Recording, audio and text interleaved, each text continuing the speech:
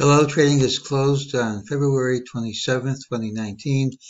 We looked for lower prices today and we got them early.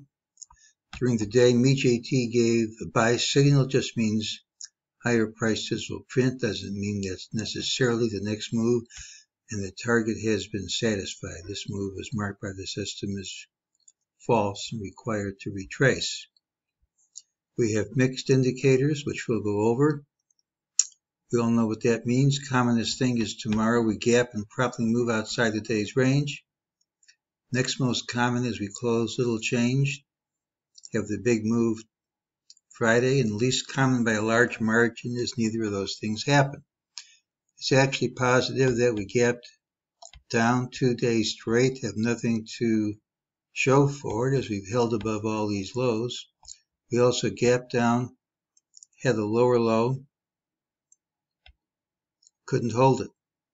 It's a positive sign unless we gap and promptly take out this low. The catch is we rallied all day long, couldn't close over any of these highs. That's negative unless it's invalidated by gapping and promptly taking out the highs. Tomorrow's pattern has an early high and a late low, tends to be a down day.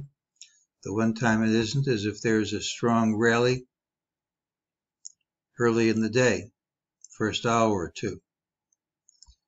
This high is holding so far. We had it as a possible high, but if it were going to be a really significant one, I would anticipate more of an impulsive move, and this has been so far. So even though it hasn't been invalidated yet, this isn't, as of yet, the kind of confirmation I would like to see if it's a significant high. It still could come, we just haven't seen it yet.